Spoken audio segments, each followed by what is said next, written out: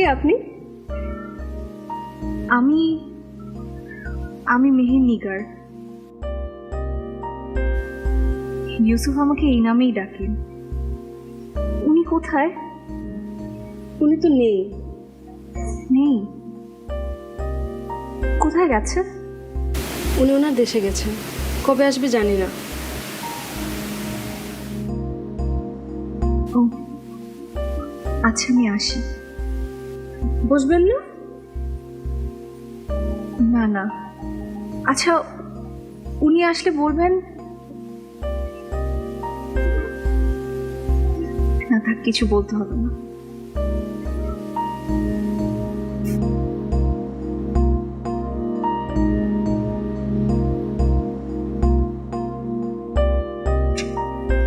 বলেছিলাম না, পরদেশিরা কখনো ভালো হয় না।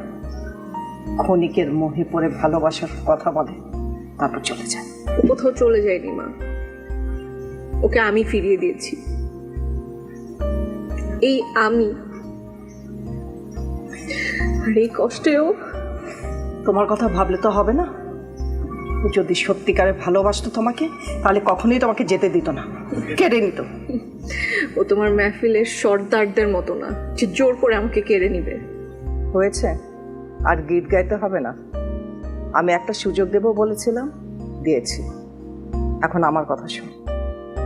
তোমার তো সেই একই কথা, মেহফিলে গিয়ে নাচতে হবে। না, তোর ব্যাপারে সর্দার হুজুরের সাথে আমার কথা হয়েছে। উনি যথাযোগ্য মর্যাদায় তোকে বিয়ে করতে চান।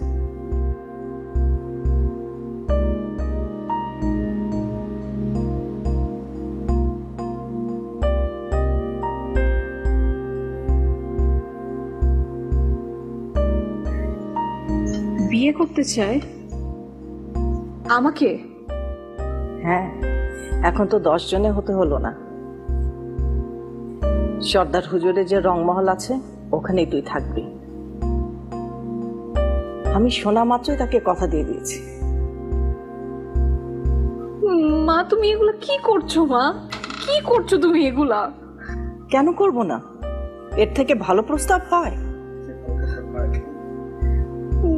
না না না না মা, আমি পারবো না মা, আমি পারবো না, আমি তাকে বিয়ে করতে পারবো না। ঝামেলা করিস না গুলশান, এই বিয়ে হবেই। এই নিয়ে আমি আর কোনো কথা শুনতে চাই না।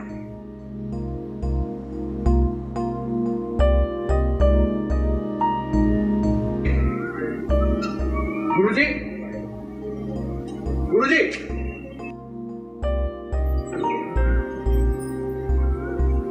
আপনি এসেছেন?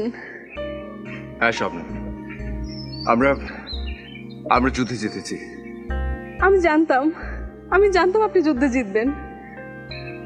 গুরুজি, গুরুজি কোথায়? বাবা তো বাড়িতে নেই, আপনি বসুন। না, বসবো না। একজনকে কয়েক মাস না দেখে মনটা বড়ই আনচান করছে। তাকে একবার চোখের দেখা দেখে মনের স্বাদ মেটাতে চাই। সে কি আপনার মেহের নিগার? হ্যাঁ। সে যে আর নেই। নেই মানে? আপনি যুদ্ধে চলে যাওয়ার পর মেহের নিগার এসেছিল এখানে। তারপর তার মা বাইজি খুরশিদ যান ওকে এক সর্দারজির কাছে বিয়ের নামে মোটা অঙ্কে বেচে দিতে চেয়েছিল, কিন্তু তার শরীরে অপবিত্র রক্ত বইলেও তার মনে ছিল পবিত্র ভালোবাসার পরশ। তাই সে ভেবে নিতে পারেনি, শেষ করে দিয়েছে নিজেকে।